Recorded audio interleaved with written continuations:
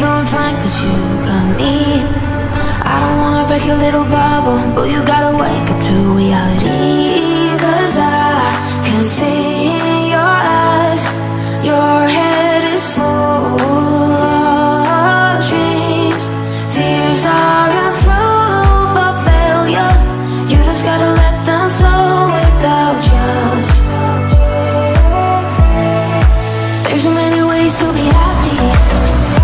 You can do whatever you like. You don't have to be ready. You just gotta trust the right. Don't have to be scary.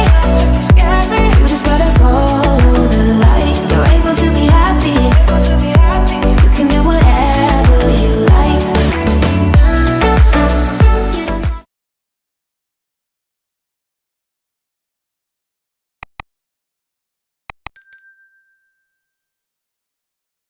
Assalamualaikum warahmatullahi wabarakatuh. Puji syukur kita kehadirat Allah Subhanahu wa taala yang mana kita diberi kesehatan dan umur panjang. Dan tidak lupa sholawat dan berikan salam kehadirat Nabi junjungan kita Muhammad SAW. Yang saya hormati Bapak dosen pengampu pengantar ilmu sejarah yaitu Bapak Hendri Dalimunte MA. Yang saya sayangi teman-teman sekalian, izinkan saya memperkenalkan diri, yaitu saya Ailustari, teman saya Mutakin Nur, teman saya Muhammad Syafiq Has. Di sini kami ingin memaparkan tentang sejarah lokal dan adapun konsep-konsep dasar sejarah lokal. Yang pertama, pengertian sejarah lokal, yang kedua, orientasi sejarah lokal, yang ketiga, sejarah lokal dalam perspektif sejarah nasional, yang keempat, peran ilmu sejarah pada sejarah lokal. Nah teman-teman, saya sebagai moderator izinkan teman saya memaparkan tentang sejarah lokal.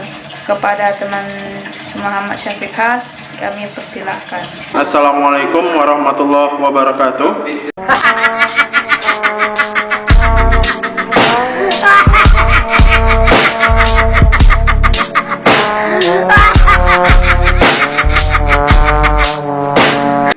Pengertian sejarah lokal.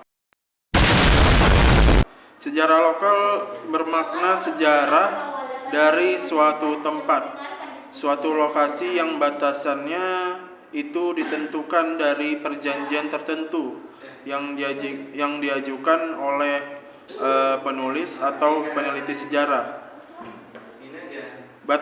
Batasan geografinya dapat menjadi suatu tempat tinggal sebuah suku atau bangsa yang sekarang bisa jadi telah mencakup 2 atau 3 daerah dan berdasarkan fenomena-fenomena setempat. Nah teman-teman, saya ingin menjelaskan sedikit yaitu tentang pengertian sejarah lokal. Pengertian sejarah lokal yaitu peristiwa yang terjadi pada masa lampau yang terjadi di ruang yang lebih spesifik. Yang kedua yaitu kenapa kita harus belajar sejarah. Yang pertama itu kita ingin mengetahui tentang identitas masyarakat. Yang kedua keberlanjutan atau keterhubungan antara sejarah lokal dan sejarah nasional. Nah, identitas masyarakat ini ada terbagi 2. Yang pertama itu asal-usul identitas masyarakat yang pada masa lampau. Yang kedua, keberlanjutan pada masa sekarang. Nah, objeknya apa? Objeknya itu berupa peristiwa lokal. Yang kedua, tokoh-tokoh lokal. Yang ketiga itu peninggalan sejarah lokal. Peninggalan ini bisa berbentuk benda, ide, kesenian, atau dan lain-lain. Peninggalan ini bisa berupa tempat atau arkeologi. Nah, jadi tujuan atau orientasi kita untuk mempelajari sejarah yang ada di Sumatera ini, kita akan mengenalkan apa yang ada di daerah Sumatera ini memperkenalkan tempat ini, apa yang ada di tempat ini, dan dengan begitu kita akan membuka peluang yang lebih besar bagi tempat yang bersejarah di Sumatera itu. Bersifat demokrasi dan berasal dari fenomena setempat, orientasi sejarah lokal ini adalah meranjak daripada fenomena-fenomena yang terjadi di wilayah itu. Nah, jadi apa yang terjadi di masa lalu dan di wilayah itu, itulah yang akan menjadi tempat bersejarah.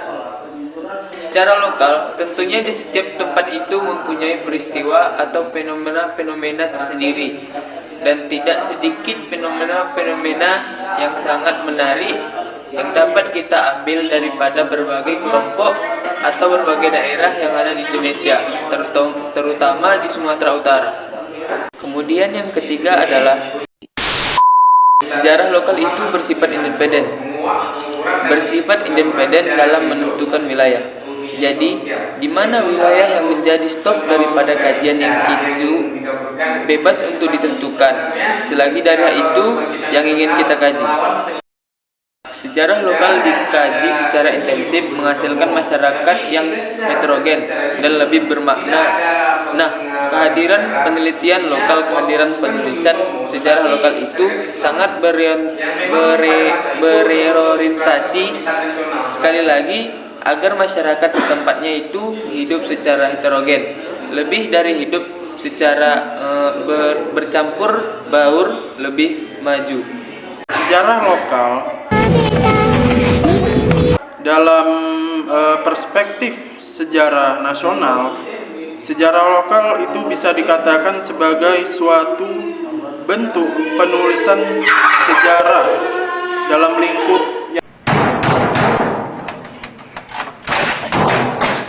yang terbatas, yang meliputi suatu lokalitas tertentu. Keterbatasan lingkup itu biasanya dikaitkan dengan unsur wilayah atau disebut unsur spatial. Di Indonesia, sejarah lokal bisa disebut pula sebagai sejarah daerah. Sejarah lokal sudah ada dan lama berkembang sebelum ada sejarah nasional. Teori sosiologi seperti stratifikasi, revolusi kekuasaan, konsep-konsep sosiologi seperti mobilitas sosial, perubahan sosial, dan solidaritas. Sejarawan yang mengutarakan struktur sosial dari masa tertentu semestinya memakai konsep stratifikasi sosial, kelas sosial, elit, dan struktur kekuasaan dan lain-lain.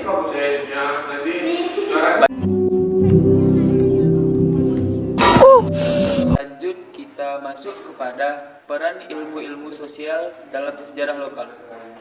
Peran ilmu-ilmu sosial pada sejarah lokal dapat digolongkan ke dalam konsep atau gagasan ide, teori kaidah yang mendasari suatu gejala yang sudah melalui verifikasi, permasalahan, dan pendekatan. Ekonomi, konsep-konsep seperti ekonomi makro, ekonomi mikro, ekonomi pembangunan, pemasaran, inflasi, devaluasi, harga dan sewa. Baik, kita masuk kepada teori ilmu politik. Beberapa yang senantiasa dijumpai dalam proses gejala politik ialah kepemimpinan, otoritas, ideologi, organisasi, sistem politik, demokrasi, konstitusi, bargaining, dan birokrasi. Teori antropologi. Konsep-konsep yang perlu diketahui diantaranya adalah simbol sistem kepercayaan dan lain-lain. Langsung ke demografi. Konsep-konsep sederhana seperti perkembangan penduduk, sensus proyeksi, dan lain-lain. Surat keputusan DPRD. Baiklah, berikut adalah salah satu sejarah lokal yang ada di Banyuwangi. 1986. Kerajaan Asahan pernah diperintah oleh 8 raja sejak Kerajaan Asahan pernah diperintah oleh 8 raja sejak pertama Sultan Abdul Jalil pada tahun 1620 sampai dengan raja terakhir Sultan Syaibun Abdul Jalil Rahmasyah pada tahun 1933. Nah, raja terakhir makanya pada tanggal 17 April 1980 di Madia dan dimakamkan di lingkungan Masjid Raya Tanjung Balai. Pada zaman penjajahan Belanda, pertumbuhan dan perkembangan kota Tanjung Balai semakin meningkat dan strategis. Kota Tanjung Balai dijadikan sebagai Gimenti atau berdasarkan Bisul Gige tanggal 27 Juni 1911 dengan stabilo. Di zaman penjajahan Belanda, pertumbuhan dan perkembangan kota Tanjung Balai semakin meningkat dan strategis. Kota berdasarkan Bisul GG tanggal 27 Juni 1917 dengan STBL 1917 nomor 284. Hal ini sejalan dengan berdirinya perkebunan di daerah Asahan dan Sumatera Timur seperti AEPM atau SPIF, London Sumatera atau Lonsum dan lain-lain. Pembangunan jalur transportasi seperti jalan, jembatan dan jalur kereta api mempermudah akses ke kota Tanjung Balai.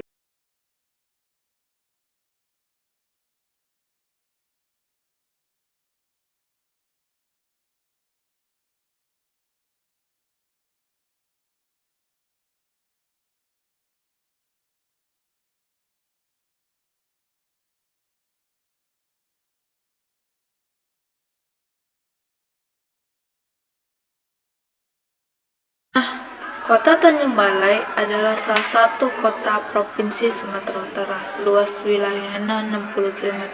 Kota ini berada di tepi Sungai Asahan sebagai salah satu sungai terpanjang di Sumatera Utara. Menurut cerita rakyat yang ada di Tanjung Balai, asal-usul nama kota Tanjung Balai bermula dari sebuah kampung yang ada di sekitar ujung Tanjung di antara Sungai Silau dan aliran Sungai Asahan. Lama-kelamaan, balai yang dibangun semakin ramai disinggahi karena tempatnya strategis sebagai bilar kecil tempat melintas ataupun orang-orang yang berpergian dari hulu Sungai Laut. Tempat itu kemudian dikenal Kampung Tanjung dan orang lazim menyebutnya Balai Tanjung. Ditemukannya Kampung Tanjung kemudian dijadikan menjadi ramai dan berkembang sebagai negeri. Seiring dengan berkembangnya perdagangan, hubungan perdagangan yang terjadi belakangan ini tidak hanya di dalam wilayah saja, namun sudah di luar daerah dan mencakupi pedagang asing. Hal ini didorong oleh kebutuhan hidup manusia yang meningkat terhadap suatu barang. Di masa lalu, setiap indikasi dagang yang terjadi pasti berkaitan dengan kapal, pedagang, barang dagangan, dan pelabuhan. Sama halnya dengan Tanjung Balai sebagai kota pelabuhan masuk daerah Asahan menjadi penting, artinya bagi perkembangan perekonomian pada masa Belanda hingga pada masa Orde Baru. Dengan telah berfungsinya jembatan Kisaran dan dibangunnya jalan kereta api Medan Tanjung Balai, maka hasil-hasil dari perkebunan dapat lebih besar dan disalurkan dan diekspor melalui kota pelabuhan Tanjung Balai. Pelabuhan tersebut menurut sejarahnya jauh sebelumnya sudah ramai didatangi kapal-kapal layar sekarang, Bayang, Tongkak, Mandi Lancang, dan Pelabuhan Bugis. Semuanya datang dengan membawa barang dagangnya berupa tembikar, porselin, barang tembaga, besi timah, kain kasar, dan sutra. Pelabuhan Teluk Nibung di Tanjung Balai juga merupakan pelabuhan pendukung dari Pelabuhan Belawan yang terletak di pesisir timur Sumatera Utara dan menjadi pelabuhan terbuka untuk perdagangan luar negeri serta pelabuhan antar pulau-pulau di sekitarnya. Pelabuhan Teluk Nibung letaknya berhadapan langsung dengan Pelabuhan Belang di Malaysia. hinterlandnya menghasilkan domisili hasil perkebunan pertanian, sedangkan kondisi pelabuhan yang diekspor melalui pelabuhan ini adalah sayur mayur dan ikan segar. Keberadaan Kepulauan Teluk Nibung yang telah ada sejak zaman penjajahan Belanda berfungsi sebagai pelabuhan umum atau perdagangan yang negara ekspor dan impor dengan jarak tempuh 3-4 jam dari Port Klang, Malaysia. Juga merupakan pelayanan internasional yang melayani pelayaran antar pulau pedalaman. Pada masa pemerintahan Orde Baru, Pelabuhan Teluk Nibung yang ada di Tanjung Balai menjadi pelabuhan internasional karena letaknya sangat strategis di pinggir pantai. Pelabuhan merupakan faktor strategis dan dominan dalam mendukung pertumbuhan perekonomian, perdagangan, jasa, dan industri. Kota Tanjung Balai memiliki berbagai potensi yang memberi peluang dimanfaatkan secara optimal. Pada hakikatnya, potensi tersebut didominasi oleh faktor letak geografis dan keberadaan pelabuhan yang strategis. Jadi, dapat disimpulkan bahwa Pelabuhan Tanjung Balai pernah menjadi pelabuhan penting dalam kegiatan perekonomian pada masa Orde Baru. Dan juga mengenai pelabuhan, Kota Tanjung Balai mempunyai sejarah lokal, yaitu bangunan sejarah, titik panjang, titik gantung atau titik silau, dan banyak lagi. Dan bangunan ini bisa diambil dari cerita rakyat dan juga bisa mendapat informasi dari kesenian maupun ke cerita. Tapi mengapa tiba-tiba seakan Rakyat dan juga bisa dilihat dari non formal itu dari teoritis atau informasi yang ada di lingkungan tersebut. Baiklah, kesimpulannya adalah jika kita melihat masa lalu dengan kritis dan profesional, masa sekarang kita bisa berhati-hati, dan pada masa yang akan datang kita akan belajar dan bisa menentukan yang lebih baik. Nah, sejarah lokal ini menjembatani atau menuntun kita bagaimana akan terhubung dengan masa lalu, masa sekarang, dan akan masa yang akan datang. Nah, sumber kajian sejarah lokal itu bersumber dan menarik. Mengapa demikian? Karena sejarah lokal ini bernilai kehidupan sehari-hari. Nah, pada sejarah lokal ini bisa dipelajari oleh mahasiswa dan maupun perguruan tinggi. Dan sejarah lokal ini kita bisa belajar bagaimana masa lalu kita, akan belajar lagi di masa sekarang, dan belajar lagi bisa menentukan bagaimana kita akan pada masa yang akan datang. Baiklah, sekian dan terima kasih. Jadi gimana guys?